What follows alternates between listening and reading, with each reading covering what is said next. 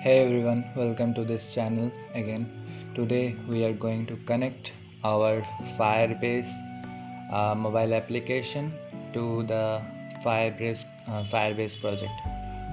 So currently we have to create a new Firebase project by searching Firebase. Then click on Firebase. This is the official website of Firebase. Now you can see the documentations, but this is a video guide.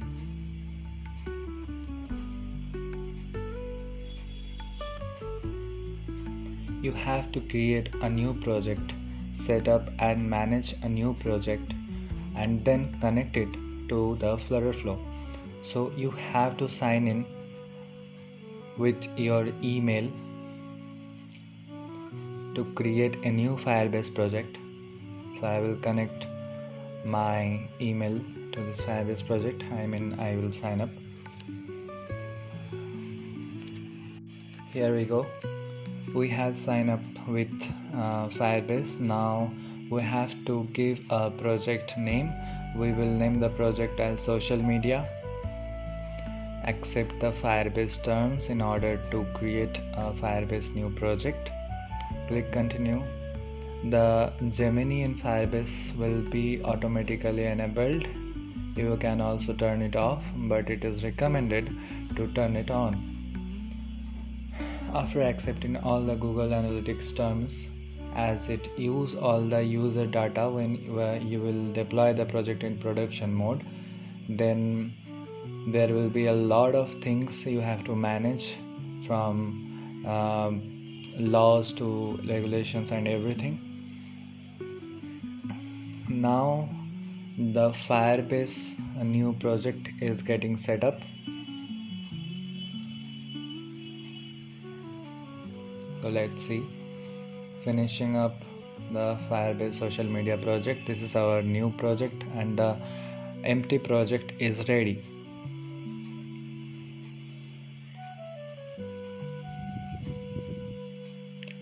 At first, we have to create a Firestore database.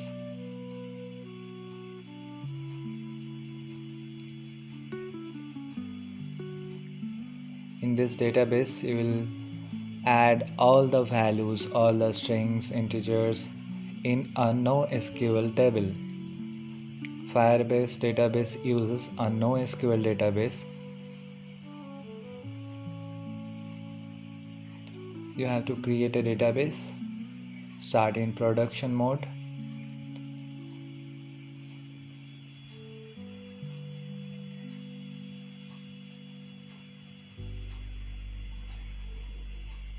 Provisioning cloud Firestore.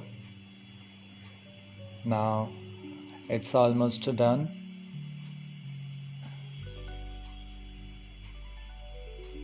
Setting up the security rules, and now we are done with our cloud Firestore database.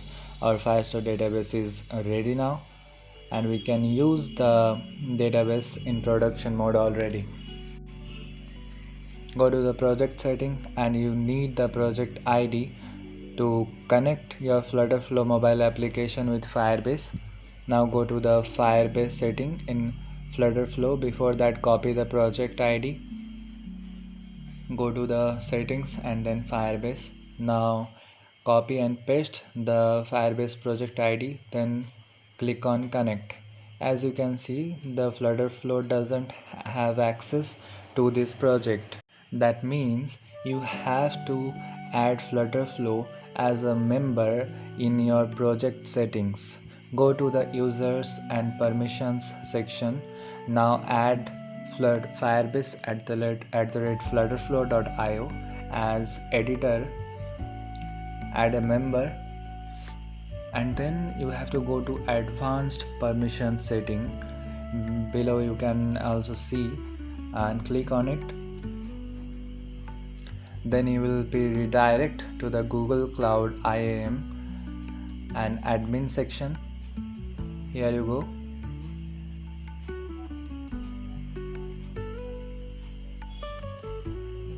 Now click on the Firebase at the rate flutterflow.io. and click on the pencil icon. Now as you can see that FlutterFlow has a editor access, but you also have to give some another access, like you have to add cloud function admin access and then add another role,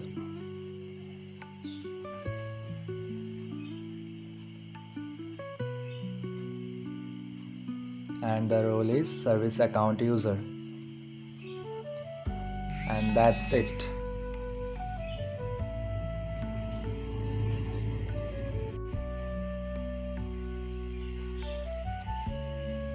Now you can save it.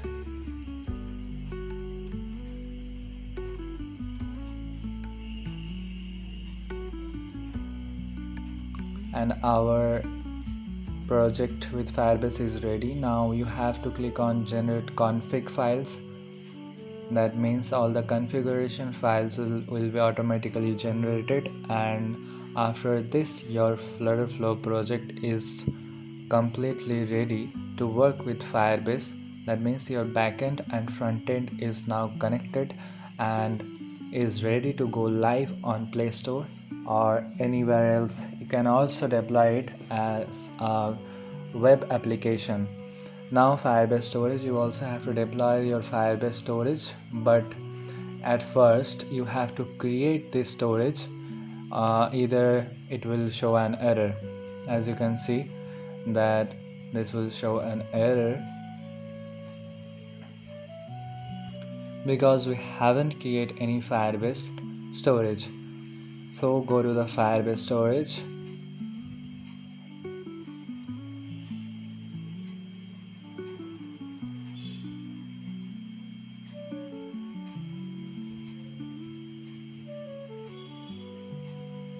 and create a new storage.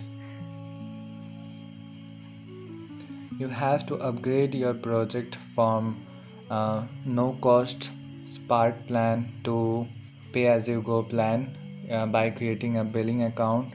You have to put your credit card or debit card informations by signing up. After that you will be able to create Firebase storage, and when it's ready, now you can see we have created our Firebase storage by creating a billing account. Now we have deployed our storage, and now you can see